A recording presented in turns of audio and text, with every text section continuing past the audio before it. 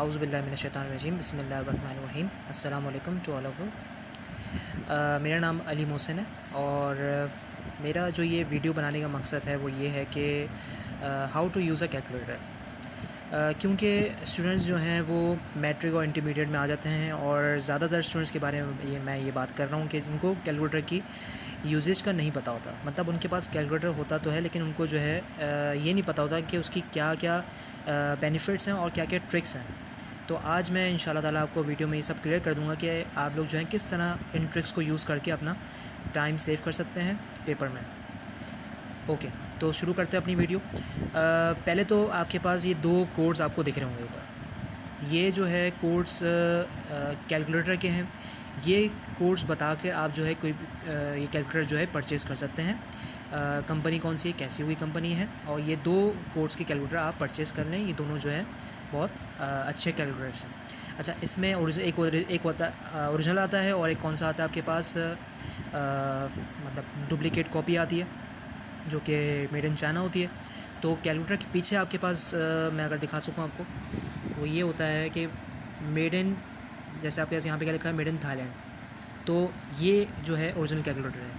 अगर आपके पास कोई और कैलकुलेटर है, जैसे आपके पास मेड इन चाइना वाला है, तो आप उसको अभी पीछे देखिएगा उस कैलकुलेटर में क्या लिखा हुआ है, तो आपको पता चल जाएगा। इसके अलावा जो है अगर आप शिफ्ट दबा के AC दबाएंगे तो आपका कैलकुलेटर बंद हो जाता है। तो एक देखें, एक लिखी भी आती है चीज़ कैसी, तो ये कंपनी का नाम लिखा हुआ है, लेकिन इसमें भी डुप्लीकेट में भी इस तरह लिखा हुआ होता है। लेकिन जो मैंने आपको बताया कि पीछे जो आपको चेक करना है, वो क्या चेक करना है कि मेड इन थाईलैंड वगैरह लिखा हुआ है या नहीं लिखा हुआ, मतलब मेड इन चाइना ना लिखा हो बस। ठीक है, ओके। तो कुछ कीज़ हैं जो कि मैं आपको बताऊँगा, जो कि किस तरह बेनिफिशियल हो सकते हैं आप लोग के लिए। वो कीज़ कौन कौन से हैं आपके पास। एक तो है आपके पास फ्रैक्शनल की, इम्प्रॉपर फ्रैक्शन। वो की को आपके पास की वाला की है। ये की बहुत ज़्यादा बेनिफिशियल है, बहुत ज़्यादा। फॉर सपोज़ मैं आपके सामने लिखता हूँ कोई भी फ्रैक्शन का, इम्प्रॉपर फ्रैक्शन के लिए लिखता हूँ मैं आपको कोई भी चीज़। ये आपके पास लिखी हुई है 1/2 + 3/4। अब जिसको नहीं पता होगा, जिसको इस ऑप्शन के बारे में नहीं पता होगा, वो जो है एक एक करके सॉल्व करेगा 1/2, फिर इसको जो आंसर आएगा उसको प्लस कर देगा 3/2, इस तरह। लेकिन अब इसमें आप देखें टाइम कैसे बचा सकते हैं अपना। इसमें आपने प्रेस किया ये वाला की, पहले तो आप ऑन करेंगे कैलकुलेटर को, प्रेस किया आपने की फ्रैक्शन का, और आपने क्या लिखा 1, और फिर आपने क्या किया, कर्सर को नीचे किया। ये कर्सर का होता है ऑप्शन, ये जो सर्कल से बना हुआ है, ये आपके पास क्या होता है, कर्सर होता है जो कि राइट लेफ़्ट और अप एंड डाउन आपको कर्सर को मूव करता है। तो आपने क्या दबाया, नीचे का डाउन का कर्सर प्रेस किया और आपके पास कर्सर कहाँ गया, नीचे की तरफ आ गया। तो आप क्या लिखेंगे, अब आप 2 लिखेंगे। कर्सर को अब आप क्या करेंगे, राइट की तरफ करेंगे ताकि आपका कर्सर राइट की तरफ आ जाए, और फिर आप लिखेंगे प्लस। फिर से दबाया आपने फ्रैक्शन, और फिर आपने क्या दबाया, प्रेस किया 3/4। तो आपने इक्वल टू तो जब दबाया तो आपका इसका आंसर आ गया 5/4 हो गया। ठीक है। अब अगर कुछ ऐसी कंडीशन होती है कि आपके पास आपको आंसर चाहिए कि इसमें डेसिमल में चाहिए, तो डेसिमल के लिए आपके पास क्या होगा कि आप दबाएंगे SD। सही है ऑप्शन आपके पास, देखें SD होता है ऑप्शन।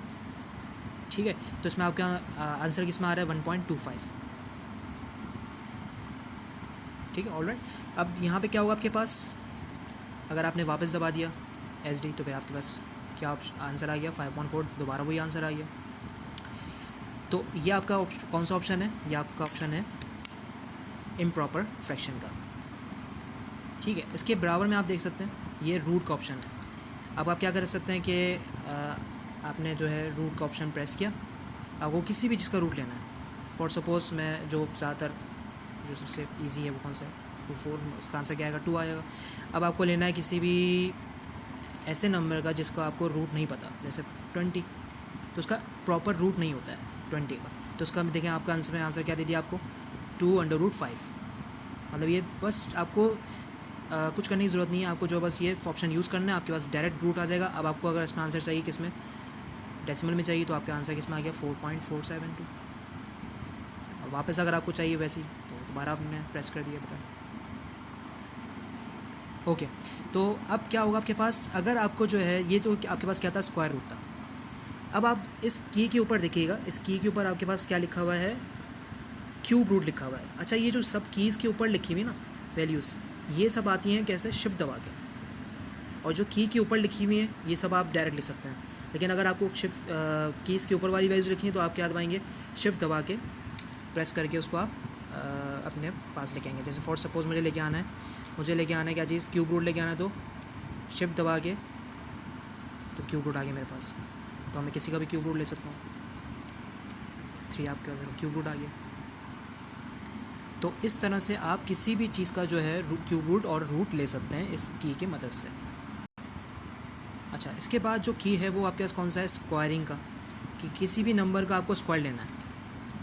तो क्या हो, फॉर सपोज़ मुझे लेना है 65 का स्क्वायर।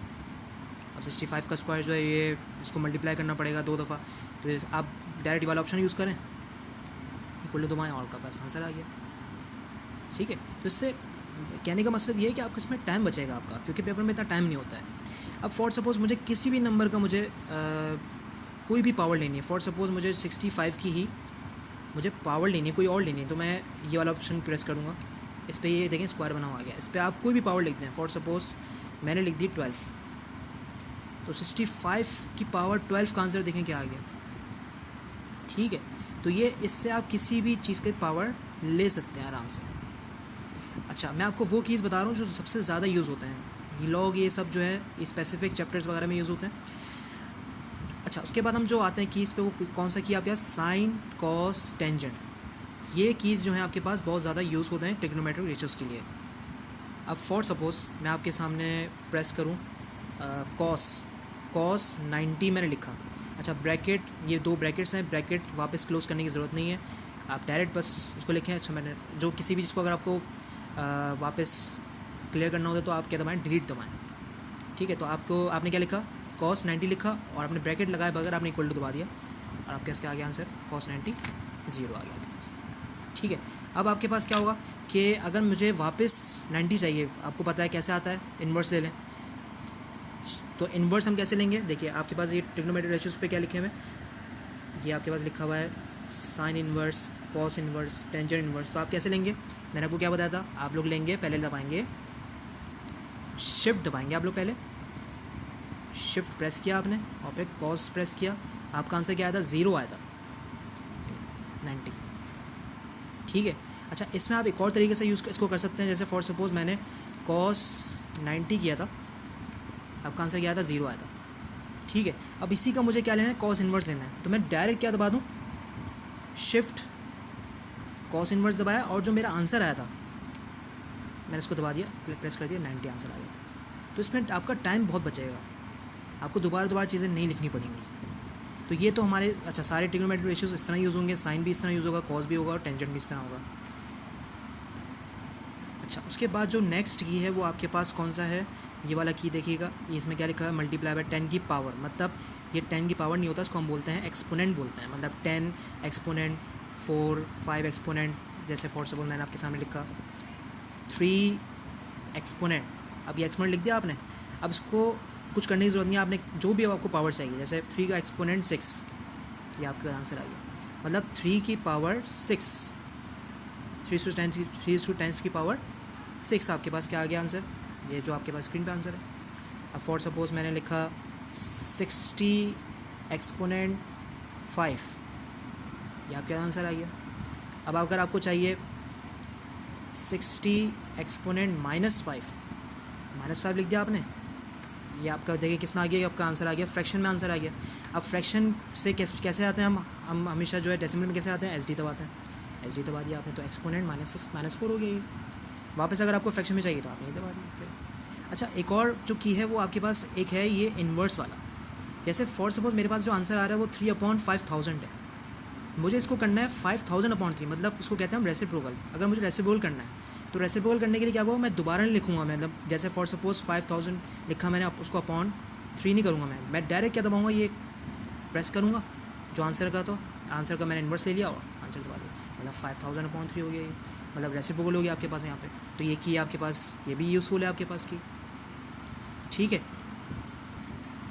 अच्छा एक और चीज़ मैं आपको ज़रा बता दूं कि आपके पास कोई भी जो आप परफॉर्म करते हैं कोई भी चीज़, तो उसमें आप ऑन का बटन ना दबाया करें। ऑन का बटन जब आप प्रेस करेंगे आपकी पूरी जो पिछली मेमोरी है वो क्लियर हो जाएगी। आप प्रेस किया करें AC का बटन। AC के बटन से क्या होता है, जब आप ऊपर वाला कर्सर मूव करेंगे तो आपके पास देखें पुरानी चीज़ें सब आती रहेंगी, ये सब मेमोरी में चल रही है हमारी, क्योंकि मैं पूरी वीडियो के शुरू से क्या प्रेस कर रहा था, AC प्रेस कर रहा था। अब AC से ये होगा ये है कि आप पूरी अपनी मेमोरी चेक कर सकते हैं। लेकिन अगर आपने क्या प्रेस कर दिया, ऑन प्रेस कर दिया, तो अब मैं देखिए ऊपर वाला बटन प्रेस कर रहा हूँ, लेकिन पीछे की मेमोरी सब क्लियर हो चुकी है। अच्छा, इसके बाद मैं आपको जो बताना चाह रहा हूँ वो सबसे अहम बात वो ये है कि इस कैलकुलेटर के स्क्रीन पे आप देख सकते हैं, ये आपके पास लिखा हुआ है, ये एक तो लिखा हुआ है आपका D लिखा हुआ है और एक लिखा हुआ है साइड पे मैथ, D फॉर डिग्री। मतलब ये पूरा कैलकुलेटर आपके पास मतलब जो एंगल आपके पास होगा परफॉर्म, वो किस में होगा, आपके पास डिग्री में होगा। तो ये बड़ा आपको चेक करना है पहले, कैलकुलेटर जैसे ही स्टार्ट करें तो आप D देखें, D लिखा हुआ है नहीं लिखा हुआ, क्योंकि जो ज़्यादातर आपके जो एंगल्स परफॉर्म होते हैं वो डिग्री पे होते हैं। तो आपको ये चेक करना है। जैसे फॉर सपोज़ किसी कैलकुलेटर में जो है लिखा होता है, जैसे अगर मैं लिख दूँ यहाँ पे, मैं आपको समझा दूँगा, पहले मैं लिख दूँ पहले। अब देखें यहाँ पे क्या आ गया आपके पास, ये आपके पास लिखा आ गया R लिखा हुआ गया, मतलब ये अब किस में हो गया, एंगल रेडियन में हो गया। मतलब जो सारे आंसर आएंगे आपके ट्रिग्नोमेट्रिक रेशियोज़ के, वो किस में आएंगे, रेडियन में आएंगे। जैसे 60 कर दिया, sin 60, ये आपके सब आंसर किस में आ रहे हैं, रेडियन में आ रहे हैं आपके पास। ठीक है, तो आपको करना ये है कि सबसे पहले आप कैलकुलेटर जैसे ऑन करें तो आपको देखना है कि R पे तो नहीं है वो। तो आप क्या करेंगे, पहले शिफ्ट दबाएंगे और ये मॉड लिखा हुआ है, मॉड पे जाएंगे, इस पे देखिए नंबर 3 पे लिखा हुआ है डिग्री, 4 पे लिखा हुआ है रेडियन। तो आपको किस पे चाहिए, आपको चाहिए आंसर किस में चाहिए, 3 में चाहिए। तो आपका देखिए लिखा हुआ आ गया ऊपर डिग्री। तो अब आप कुछ भी परफॉर्म करेंगे वो किस में होगा, डिग्री में परफॉर्म होगा आपके पास। और कैलकुलेटर स्टार्ट करने से पहले आप अपनी आसानी के लिए वो ये कर दिया करिए कि शिफ्ट दबाए बगैर मॉड दबाएंगे तो आपके पास नंबर 1 पे लिखा हुआ है कॉम्प्लेक्स, सही है। तो आपके पास यहाँ पे क्या होगा कि मतलब कॉमन जो आप परफॉर्म करते हैं कैलकुलेशंस वो किस में करते हैं, कॉमन में करते हैं। तो आपके पास क्या होगा, आप ये 1 दबाएंगे तो आपके पास कैलकुलेटर जो भी परफॉर्म होगी कैलकुलेशन वो कॉमन में होगी। ठीक है, तो आपको ये भी चेक करना होगा पहले। कोई भी अगर आपको की में कोई भी मसला है तो आप जो है वीडियो को रिमाइंड करके देख सकते हैं, आराम से देखें वीडियो को। ठीक है, बाकी कभी कभी ऐसा होता है कि कैलकुलेटर में कोई ऐसा मसला हो जाता है कि भाई कोई भी सोल्यूशन निकल ही नहीं रहा, मतलब कोई भी ऐसा कोई फंक्शन आ गया है जो कि हटता ही नहीं है। तो उसके लिए आसान सा तरीका आपके पास क्या है, वो ये है कि आप प्रेस करेंगे, शिफ्ट प्रेस करें, शिफ्ट और 9 पे लिखा हुआ है, देखिए 9 पे जो लिखा हुआ है वो लिखा हुआ है CLR, मतलब CL स्टैंड्स फॉर क्लियर। तो ये 9 प्रेस करेंगे, अब आपके पास यहाँ पे क्या हो जाएगा, 3 पे लिखा हुआ है ऑल, मतलब सब कुछ आप क्लियर करना है आपको।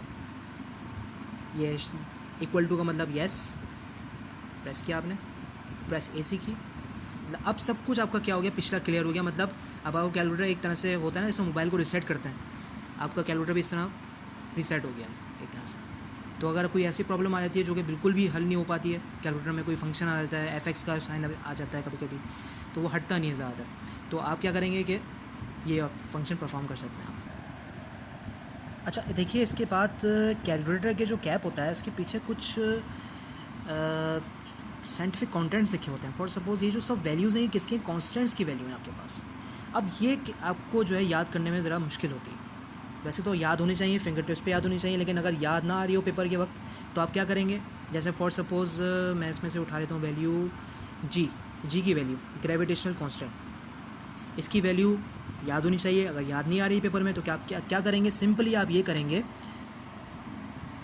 कि आप प्रेस करेंगे शिफ्ट आपने प्रेस किया, शिफ्ट के बाद आपने प्रेस किया 7 पे लिखिए, ऊपर लिखा हुआ क्या है, कांस्टेंट लिखा हुआ है ऊपर 7 पे, आपने क्या किया 7 प्रेस किया।